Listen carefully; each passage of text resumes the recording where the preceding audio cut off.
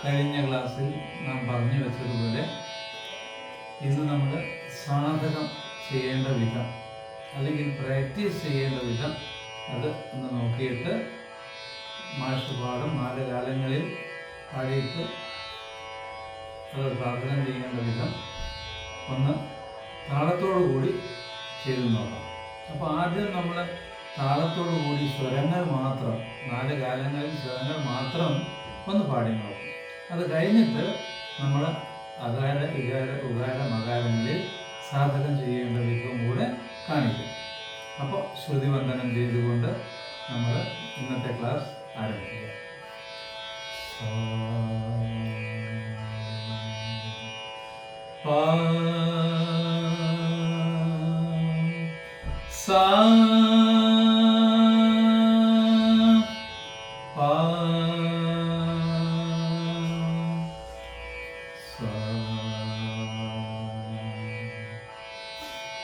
സ്വരങ്ങൾ 4 കാലങ്ങളിൽ പാടുന്ന വിധം ആദ്യമായിട്ട് ചെയ്യാം.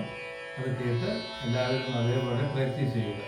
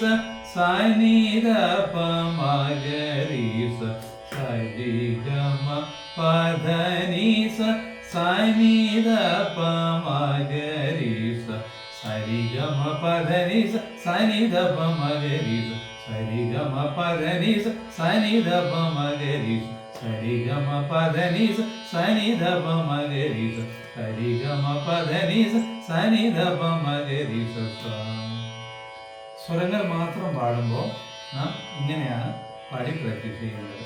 ഇനി അടുത്തതായിട്ട് നമ്മൾ അകാര ഇകാര ഉകാര മകാരങ്ങളോടുകൂടി ഈ സ്വരസ്ഥാനങ്ങളിലൂടെ അകാര ഇകാര ഉകാര മകാരം ചേർത്ത് പാടുന്നത് എങ്ങനെയെന്ന് നോക്കാം. അതും താളത്തിൽ തന്നെ വേണം. താളം ചെയ്യുമ്പോൾ പ്രത്യേകം ശ്രദ്ധിക്കണം.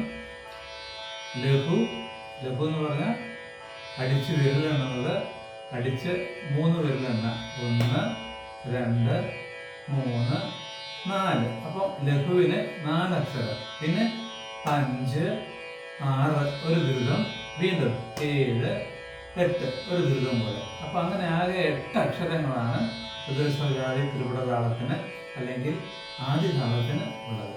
ഇനി നമ്മൾ സ്വരം അത് അകാര ഇകാര ഉകാര മകാരാദികളിൽ സാധകം ചെയ്യേണ്ടുന്ന വിധം കൂടെ ചെയ്യാം.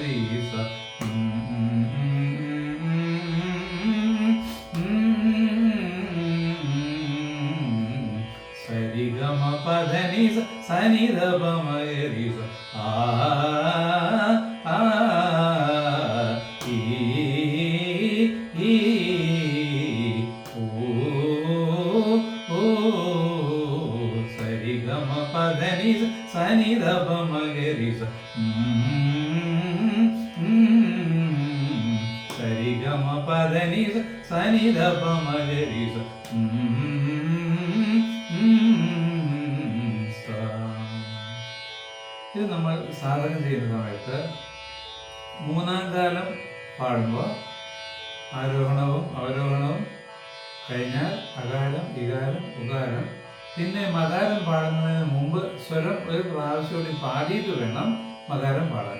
അതെന്തിനാണെന്ന് വെച്ചാൽ ഈ താളം പൂർത്തിയായി വരാൻ വേണ്ടിയിട്ടാണ്. അല്ലാണ്ട് എന്തിനാ ആൾക്ക് വീണ്ടും സ്വരം ആവർത്തിക്കുന്നത് എന്ന് നമുക്കൊരു തോന്നിച്ചുണ്ടാവും. അത് വേണ്ട. താളം പൂർണ്ണമായി വരണമെങ്കിൽ നാം സ്വരം ഒന്നുകൂടി ആവർത്തിച്ച് മകാരം പറഞ്ഞാലേ ശരിയാവുകയുള്ളൂ. അതേപോലെ തന്നെ നാലാം കാലത്തിലും സ്വരം അകാരം, ഇകാരം, ഉകാരം കഴിഞ്ഞാൽ സ്വരം മകാരം, സ്വരം മകാരം, അങ്ങനെ 2 പ്രാവശ്യം സ്വരവും മകാരമായിട്ട് പാടിയാലേ താളം പൂർണ്ണമായിട്ട് വരുള്ളൂ. അപ്പോൾ പറഞ്ഞത് മനസ്സിലായിട്ടുണ്ടാവുമെന്ന് വിചാരിക്കുന്നു. ഇതിന് നമുക്കിനിപ്പോൾ ഈ ഊന്നൊക്കെയുള്ള ശബ്ദങ്ങൾ മാത്രം ചെയ്തുകൊണ്ടിരിക്കുമ്പോൾ വിദ്യാർത്ഥികൾക്ക് ഈ പറഞ്ഞതുപോലെ ഓരോ ഒട്ടം തൂക്കൽ മാതിരി വരാൻ സാധ്യതയുണ്ട്. അപ്പോൾ മാഷ് തന്നെ എഴുതിയിട്ട് ഒരു സാഹിത്യം ഉണ്ടാക്കിയിട്ടുണ്ട് ഇതിന്. ആ സാഹിത്യം ഒന്ന് ഇന്ന് പാടി നോക്കാം. അതെങ്ങനെയാണ് പാടേണ്ടത് എന്ന് കേട്ട് മനസ്സിലാക്കിയിട്ട് അടുത്ത ക്ലാസ്സിൽ വിശദീകരിച്ച് പറഞ്ഞു തരുന്നുണ്ട്. ഇന്നൊന്ന് കേട്ട് വയ്ക്കാം. അപ്പോൾ സരിഗമ പധനി സനിധപ മഗരിസ മായാമാളവജോലയിലുണരും സരിഗമ പധനി സനിധപ മഗരിസ ആദിതാളമേളമുതിരും സരിഗമ പദനി സനിധപമഗരി സപ്തസ്വരമാധുര്യമുയരും സരിഗമ പദനി സനിധപമഗരി ശ്രീ പുരന്ദര വിരചിത ഗീതം മായാമാളവ ജോളയിലുണരും ആദിതാളമേളമുതിരും സപ്തസ്വര മാധുര്യമുയരും ശ്രീ പുരന്ദര വിരചിത ഗീതം ശ്രീ ഗ മാ പാദനി സനി ധ പ മ ഗ രി സ സരിഗമ പദനി സ സരിഗമ പദനി സ സരിഗമ പദനി സ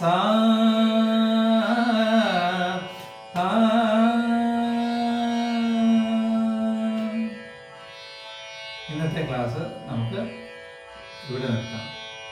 അപ്പം ഇത്രയും ഭാഗങ്ങൾ നമുക്ക് സംഗീതത്തിൻ്റെ ആദി ഗുരുനാഥൻ അല്ലെങ്കിൽ സംഗീത പിതാമഹൻ എന്നറിയപ്പെടുന്ന ശ്രീ പുരന്ദരദാസരാൽ രചിക്കപ്പെട്ടതാണ്. അപ്പോൾ അടുത്ത ക്ലാസ് ആകുമ്പോഴേക്ക് എല്ലാവരും ഞാൻ ഈ പറഞ്ഞതുപോലെ പ്രാക്ടീസ് ചെയ്ത് നന്നായി പ്രാക്ടീസ് ചെയ്ത് വയ്ക്കുക. അടുത്ത ക്ലാസ്സിൽ വീണ്ടും ഇതിൻ്റെ മുന്നോടിയുള്ളത് ചെയ്തു പോവാം. നമസ്കാരം.